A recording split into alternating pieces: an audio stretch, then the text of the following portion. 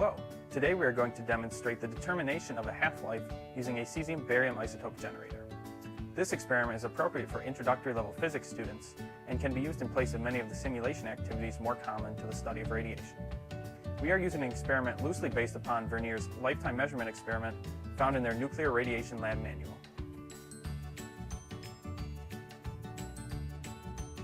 You will need a Spectrum Techniques isotope generator kit, which comes with an eluting solution, a cesium-barium isotope generator, a syringe, and planchettes.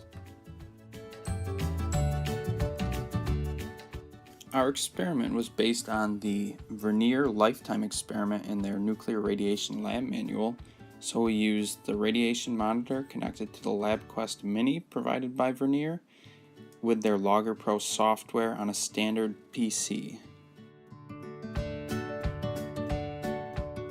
There are two paths for the decay of cesium-137 to stable barium-137.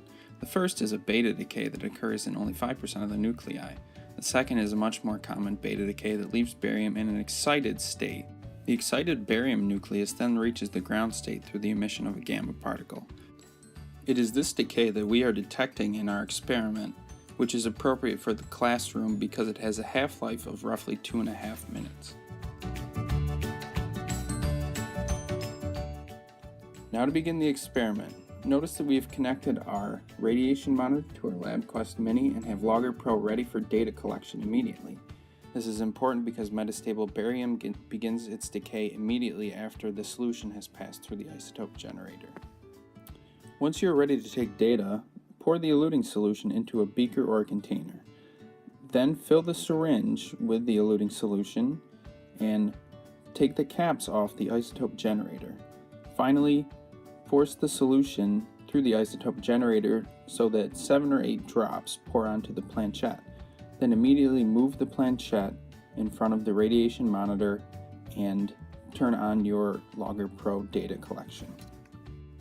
Finally, make sure you remove the isotope generator from the vicinity of the radiation monitor because this will increase your background readings.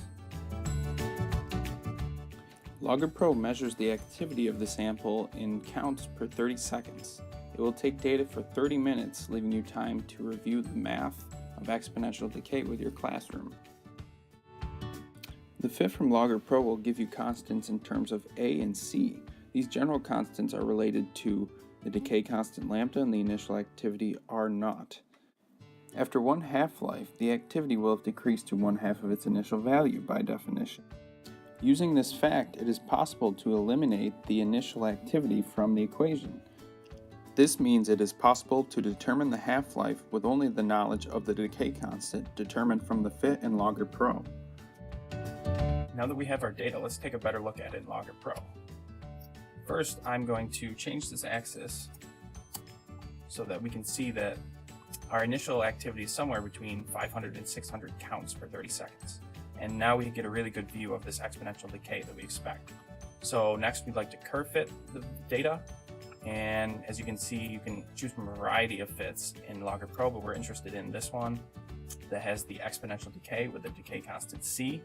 So if we try the fit, it determines the constants automatically for us, and as you can see, C is 0.2721 inverse minutes, and that is what we need to determine the half-life of barium-137M.